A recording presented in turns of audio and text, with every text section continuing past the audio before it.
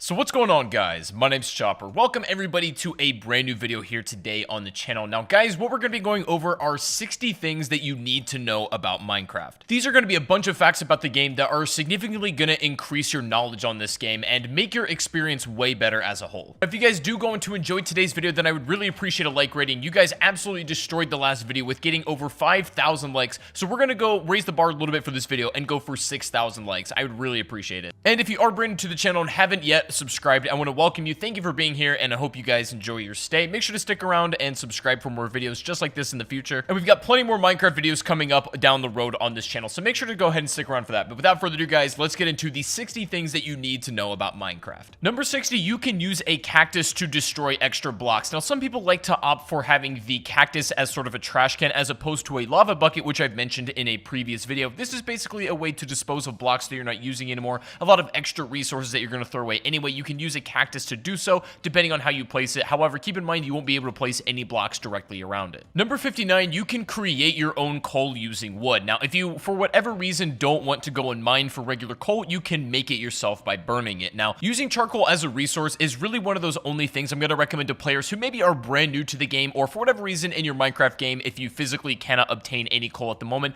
this is probably your best option to do so, but just keep in mind that it is a thing. Number 58, you can use doors to make air pockets underwater, and this is a really good technique if you're trying to explore a little bit more like aquatically, but you're having trouble doing so as you're just running out of air too much and you don't have the proper enchantments and potions to do that a little bit more efficiently. You can set doors underwater like this and will make complete safe air pockets for you to replenish all of your air. It's a really good strategy to set up multiple of these as it goes deeper underwater for you to kind of serve as little checkpoints to get to that final destination at the bottom. Coming in at number 57, signs are a really good organizational tool. You can use these to write any message you want, and it can help sort out like materials and resources and food for you, and it's going to make things overall a lot easier if you're kind of having trouble keeping things sorted. And the best part is they cost virtually nothing, so you might as well make a whole bunch because it's really going to help out just in practicality. 56 is a really good trick, especially when you come across those cave mines that are just laid out with cobweb that you can't really navigate through very well. It's dangerous down there, especially if you get caught up, but if you carry a water bucket and place down the water,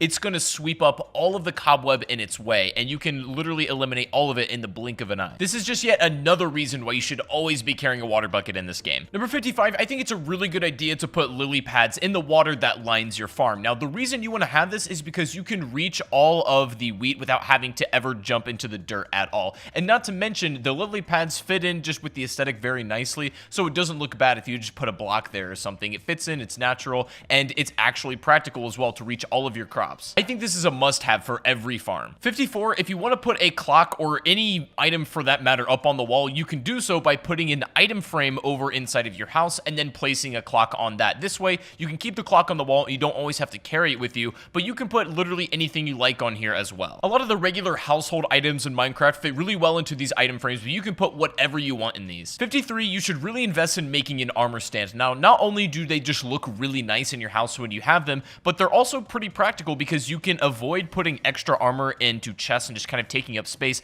This way you can have it out and you can still use it whenever you need, but it just looks nice and it fits nicer over here as well. 52, if you need to be cooking in bulk, if you have a ton of raw materials that need to be cooked, then what you can do is place a lava bucket in your furnace and it's going to burn for over 1,000 seconds, and you get so much cook time just out of one lava bucket pour, and you pretty much have an infinite source of that. So if you don't want to bother with replacing coal all the time or putting more wood in, just drop a lava bucket in there and then cook a ton of things at once. 51, you can use a water bucket inside of mining to push you around inside of really small places. What I mean by that, it's a really advanced form of mining where you're kind of in the smallest space possible and you're swimming inside of the cave essentially from your bucket, and you can cover a lot of ground this way. You can mine a ton of materials, and it's a really advanced farming method, but if you get good at it, it can definitely reap you a lot of benefits. Typically, it's not necessary, but it's certainly something that's good to know if you want to keep it in the back of your mind. Number 50, you need to know that you can make really tall trees if you do this trick where you put a block over on the side of it where the stump basically cannot grow. So if you kind of set up like this and then you put a bunch of bone meal or just let the tree grow,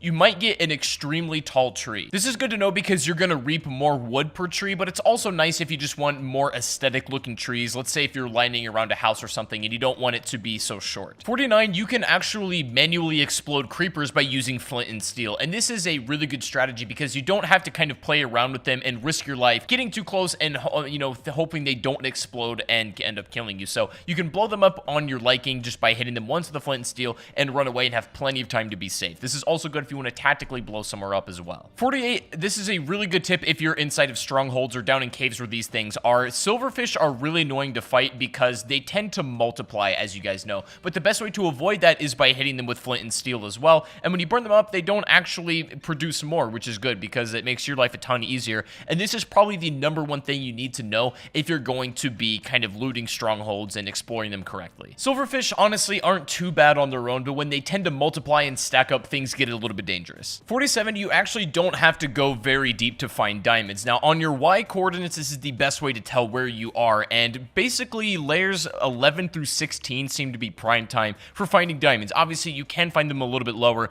but a lot of new players to Minecraft seem to think you have to go to the very bottom to even think about finding them, but nah, it's actually not like that. 46, mushroom biomes are actually safe for mobs at night, so if you're having trouble even setting up in Minecraft, or if you're going on an adventure, but there's a long stretch of mobs that you don't know if you can really handle, finding a mushroom biome is going to provide you at least a little bit of sanctuary. It also has some resources that you might really like, but best of all, it is a completely safe space for mobs. 45 is a really neat trick for dealing with Endermen. So basically, the way to trigger these things is by looking them in the eye, obviously, as you guys know, but the thing is, if you wear a pumpkin head, then you can actually walk up to them without them getting annoyed, and so this makes kind of collecting ender pearls, if you need to take these down or at least kind of land the first blow, so much simpler. There are a ton of different ways with dealing with Endermen quickly and efficiently, but this is definitely one of the ones that you're going to keep in your arsenal. 44, taming animals, and especially cats and dogs, can be really beneficial. You guys know, basically, having a wolf as a companion is always a good idea, and there's tons of functions that it can have, but also having an ocelot or like a regular cat around is not a bad idea either, and even creepers try to actively avoid cats, which is probably one of the best reasons to keep them hanging around, maybe if you want to protect a house or kind of base. You can tame almost every animal in the game, however, some of these are the most useful. 43, snowballs are actually really effective in taking down blazes if you struggle with these guys because they put out projectiles that can absolutely delete you. So obviously, blazes are no joke, but you can have some things in your arsenal. These snowballs, they really don't like that. It's not the most practical thing in the world, but keep in mind, it's a surprisingly useful tool for this very specific situation. 42 is just something that you probably want to know, the fact that if you're mining underwater or through water, it's going to take a little bit longer to destroy that block. This is especially noticeable if you're trying to get stone that's underwater or even sometimes dirt. For the most part, mining something that's underwater or in contact with it really isn't the best idea, and you want to isolate whatever you're trying to get first before you go and get it, but sometimes you got to do what you got to do, and that's what happens. 41, gold as a resource is something I generally recommend you never waste on tools. However, some people swear that you can use gold shovels, and it really isn't that detrimental to your overall utility of that, and gold shovels are really fast as well, so there is some cases where I think gold tools can be useful, but as far as making armor and actual weapons for combat, it's not a good idea. You're better off saving it and using it on gold apples instead. 40, if you're playing a lot of survival, chances are you're taking down a lot of mobs and collecting a lot of bones from skeletons. Now, making this into bone meal has so many good uses that I think a lot of people don't take advantage of it. It's a great fertilizer for putting grass and flowers around your house. It's also good for growing trees quicker, as well as making your wheat farm grow faster. Bone meal is essentially a fast forward button for all of your things that need to grow in this game, and it's so useful. 39, if you come across a mob spawner and you're having trouble managing it, simply placing torches and creating light around it will prevent all of those from spawning so that you don't have to quite destroy it at that very moment. 38 is obviously never try and sleep in the nether. Now, most Minecraft players know about this. If you know, you know, but never bringing a bed to the nether is a good idea. However, that being said, in Minecraft coming up very soon, there is going to be a way for players to respawn in the nether, and whether that's going to include us placing beds there somehow and sleeping there, I think that's unlikely. I think there'll be a different way to spawn there, but that's coming up in a future update, so something to look out for. This might be a thing that changes. Speaking of the nether, number 37, collecting gas tiers is one of the most basic elements of creating potions, and it's really something that you should stock up on whenever you visit the nether, because if you're into making potions and you rely on those a lot, then that's going to be your base. They're also fairly easy to obtain as well. You only need to hit the gas with a couple arrows, and then it pretty much drops them every single time, so they're not too bad to go and collect. 36, I think it's a really good idea to keep some mushroom cows nearby. Now, these aren't going to give you exactly what you think what happens when you milk a regular cow in this game, but they're still going to provide you with some substance. It's going to be some soup that they provide. These are one of the most substantial animals in the game as far far as like getting different types of food from them, so they're very, very valuable. If you can have a bunch of them nearby, then it's something that's going to really serve you well. 35, you can turn a zombie villager back to normal by using a potion of weakness on it. You need to do this during the day so it doesn't burn up and die, but you can use this potion on it and then feed it a golden apple, and eventually it will turn back into a regular villager. So you can actually rescue these, and they're not completely gone once they've been zombified. Again, you got to make sure, however, you keep them in a very safe place, away from the sun and pretty much away from any other harm that could come across them. 34, you are actually able to disarm pillagers. Now, I know that sounds kind of weird, but what you can do is wait about 20 to 30 minutes for these guys to completely burn out their bow. Eventually, that crossbow is going to break and they're going to have nothing. And then after that, you should theoretically be able to barter with them. And you can do this with multiple pillagers, although it's not the most time efficient thing to do. So if you're really not feeling it, you can take them out as quickly as possible. But just always keep in mind, this is an option to disarm them. It's just going to take you a bit. 33, if you're going to do some serious water diving, then consider getting some potions and enchantments that allow you to breathe in sea and swim faster underwater. A lot of these armor enchantments will make you swim faster. There are potions that could make you breathe underwater as well as be able to have a bit more vision. So all of these combined can make for a really fluid water experience, and because of now how good the mechanic is, you can do a lot under this. 32, if you happen to have some fire that's spreading out of control, you have an option of using splash potions, and specifically you should use the water one to take out that fire and stop it very quickly. Now, of course, this is really great if you accidentally set like your base or house on fire and you need to stop it. You can use a water bucket for this purpose as well, but I also like using these splash potions because you can throw them very quickly and it's a bit more accurate in that way. 31, you can use your shield to reflect skeleton arrows onto other mobs if you're being overwhelmed. And what's going to happen is if you successfully reflect an arrow, then what's going to happen is that mob is going to attack that skeleton, getting both of those away from you. They're going to fight it out, and likely the skeleton is going to lose if the zombie in most cases reaches him, but it's at least going to take pressure off of you, and it's a really good trick to know. Not only defends yourself, but really sets the enemies against each other. Number 30, fletching tables currently in Minecraft are completely useless. This might be an item that some players are confused about, and they're not really sure all what it does or if they should even have one. Right now, the answer is no, but eventually I think in Minecraft, these are going to get some functionality and some mechanics soon, which will be really nice to see. But at the moment, don't worry about it, and it's simply used for aesthetic and decoration for now. 29, llamas really don't like wolves, so if dogs are around and llamas kind of see them, then they're going to actively spit at them and try to damage them. So you want to kind of stay away from that, especially if you have a lot of wolves coming through an area where the llamas tend to be. 28 is a quick update you're going to need to know very soon. Zombie pigmen are now going to be changing to piglins. So this is part of the Nether update that's coming very soon. If you guys weren't aware, the pigmen that have been in Minecraft basically since the beginning essentially are completely getting a name change, and everything is going to be called a piglin from here on out. 27, you can actually change the color of the beacon if you have a certain color tinted glass. You can do this with multiple of them as well. Basically, the beacon color will change to whatever kind of glass you put over top of it, and you can use multiple beacons, you can use tons of different colors, and really just light up the sky to make it incredibly beautiful. And this is something that I really think you should do and invest in if you're a person that uses the beacon feature a lot. Not only is it really easy to do, but it just makes them look so much nicer. 26 is the old tried and true method. If you're having trouble mining and finding your own diamonds, the best thing you could possibly do to get yourself started is to go and find a village, and more often than not, some of the chests around that village is going to have a couple of diamonds in it. That's the easiest way to go and obtain yourself some if you're not able to mine them naturally. However, if you have enough kind of hours in this game and you know the tips and tricks, you should be able to find your diamonds relatively easily, but this is always the fallback if you still are having trouble. 25, just so you guys know, it's very useful to have. You cannot sleep while you are poisoned, even if it's nighttime. Despite that, if you have any kind of poison effect on you whatsoever, you will not be able to rest, because a lot of people tend to use this as a scapegoat to sort of get out of the effect that's been placed on them,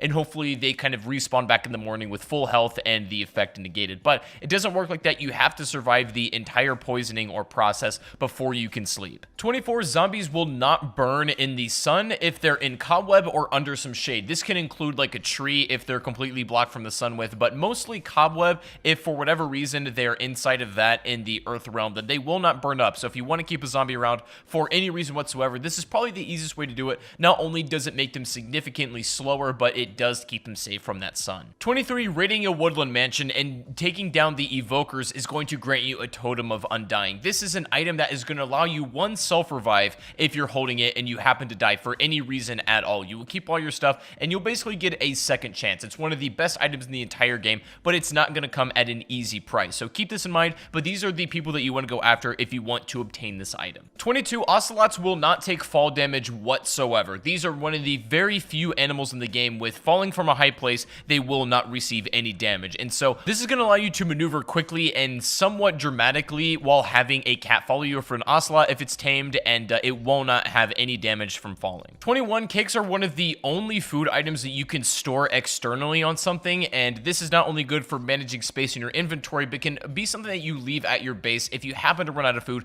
and you genuinely need something. Having a cake baked on the table not only looks cool, but is actually practical as well. Number 20, golems are really good to have around as a kind of defense system. These guys are big, they're tough, and they'll keep mobs away from you when kind of set up properly. And they're just kind of good sentries to have around if you're protecting a village or protecting a base that you want to keep pesky mobs away from. And these guys don't go down easily, so they are very reliable. 19, you can destroy leads that are holding animals by throwing eggs at them. Now, I don't know really why this is a thing or why it's practical, but if you want to take down a lead quickly and free a horse or something, throw an egg at it and it's simply going to break off. It's pretty crazy. 18, this technique can be used in a multitude of different ways, and while it is a little bit to get the hang of exactly how it's done, you can use ender pearls to teleport through glass. It's important to keep in mind, however, you will take a little bit of damage each time you teleport through this glass because the game doesn't really like you doing that, but you can pull off some very interesting techniques and maneuvers by doing this. 17, you can use cauldrons to collect water from the rain. Now, they're going to fill up very, very slowly, but this will provide you an infinite source of water. For whatever reason, if you happen to be far away from a source and you can't get to it very easily, maybe you're on a mountaintop or something, putting cauldrons at the top and letting them collect the rainwater, albeit very slowly, is still a very reliable source for infinite water. And you can take that out, use it however you like, and it's going to fill back up next time it rains. And if you put multiple like this, it's even better. This is one of the best ways to use cauldrons, in my opinion, because there are some places in Minecraft where water isn't an easy available resource. 16 is a really specific game knowledge thing, but slimes will not spawn in swamp areas on a new moon in Minecraft. And this happens somewhat rarely, but it's kind of a benign thing to know about because slimes aren't really a problem, but for whatever reason, if you're having trouble finding them and it's a new moon, that's why. 15, chainmail armor is one of the very few items in the game that cannot be crafted. You're going to have to obtain this item through looting and fighting and that sort of thing, but chain armor it's good in its own right. It's not quite as strong as iron, definitely not as good as diamond, but it's better than gold. The only problem with chain armor is because it's not very readily available. It's solid as a piece, but it's more of kind of like a novelty thing just to keep around. 14, a really neat trick you can do against mobs is wear one of the maybe creeper heads or other mob heads, and this is going to lessen the range of detection by about half or 50%. And so what this is going to allow you to do is get a little bit closer to these enemies without them picking up on you on the radar, although you cannot just run freely as they'll still know it's you if you get too close. But it's a good trick because these mob heads are very practical. 13, by setting up your animal farm in a way where you have a fence around it but one by one pole in the middle, you're going to leave a small gap that you, the player, can walk through absolutely fine, but whatever animals you have inside of that farm cannot escape. So it's just one of those ease of use things and quality of life fixes where you don't have to open and shut the gate every time you go in and out and use this farm. It's just the most easy way to do this. I promise you, once you start making your farms like this, you will literally never go back to any other way. 12, you can run your boat very fast into the side of a coast without fear of it breaking. I remember this is the thing in earlier Minecraft where if you hit your boat too hard on the side of land or something, it's going to be destroyed. But on Minecraft now, you really don't have to worry about that, and you can drive your boat as fast as you want. 11, a super cool trick you can do with TNT is hiding behind glass as it explodes will pretty much negate the entire effect of TNT. Now, it will still hit you a little bit, but it'll mostly buffer and muzzle all of the damage that's going to put out. And this is a really good thing to know if you're going to be using TNT to clear out massive space of inside caves if you're mining. It just essentially acts as kind of a blast shield that you wouldn't expect to be so useful. 10, the somewhat new dual wielding feature where you can hold two items in both your hands is a very good addition, and it's great for combat. Obviously, you guys know that holding like a sword and a shield at the same time is a very good strategy, but also holding a sword and then maybe a totem of undying if you have it as well, if you really feel like you're going to die, is going to be your best bet. But taking full advantage of that is always a good idea to do, no matter what kind of player you are, or really no matter what kind of situation you're in. 9, cobblestone actually takes very slightly longer to mine than regular stone does, and And the only reason this is important is because of the effect that it might have on your tools, which is pretty much none, but I guess it's just something that's kind of cool to know. The amount of real time that it takes to mine between these two and the difference is so negligible, it might as well just be a couple of milliseconds, but I guess it's useful to know. 8, you can change the color of the collar if you have a domesticated dog, and this is really a nice personalization feature because a lot of people don't take advantage of it and just kind of roll with the default red color, but there's so many dyes in this game that you can make this kind of however you want it, and this is aside from the fact you can name your dog as well. Both of these are great things to know. 7, charged creepers will grant you mob heads. Now, if you're able to take out an enemy from a charged creeper, a lot of things have to line up. First of all, it has to be thunderstorming, of course, and that creeper needs to be shocked by lightning, and when that blows up, you may be able to obtain some mob heads from that. That's the easiest way to do so. There are other methods of getting some other ones, but they're a little bit more involved. 6, you can literally fly in Minecraft by using the wings item, and this is one of those things where it comes with a sacrifice. Yeah, you can get off of high places safely, you can glide down, but you will have to not wear body armor in doing so.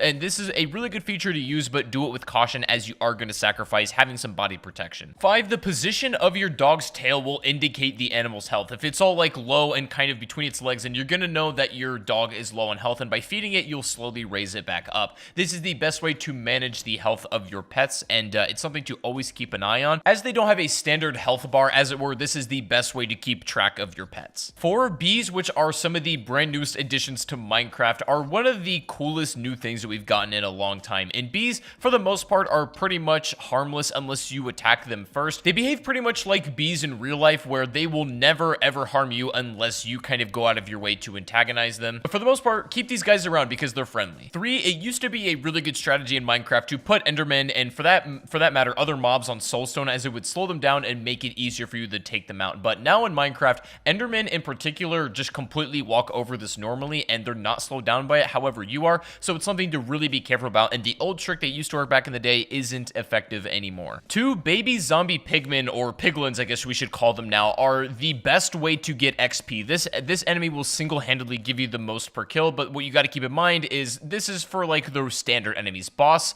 any kind of bigger ones are not included, but these are a really good way to farm XP as well. And finally, number 1, you might not know this, but it's actually more efficient if you're using splash potions to toss them up on yourself rather than throwing them down, because it's going to last you a little bit longer. Now, that is really not something that's completely game-breaking from this kind of perspective, but it's something that a lot of Minecraft players who are relatively experienced know, and some new players who just kind of throw their splash potions down without thinking twice about it. There's really no right or wrong way, but if you really want to maximize everything out as much as possible, this is the way to go about and do it. But guys, that is going to be 60 things that you need to know about Minecraft. I really hope you guys did enjoy today's video. If you did, make sure you absolutely smash a like on it, as we're going to go for 6,000 on this video. I know you guys can do it. Definitely subscribe if you are brand new to the channel for more videos like this as well. And if you made it to the end of the video, you are a certified mad lad. Thank you so much for sticking around. And if you haven't already, leave a little emoji in the comment section. I'll know you made it all the way to the end. But I appreciate you very much for watching once again.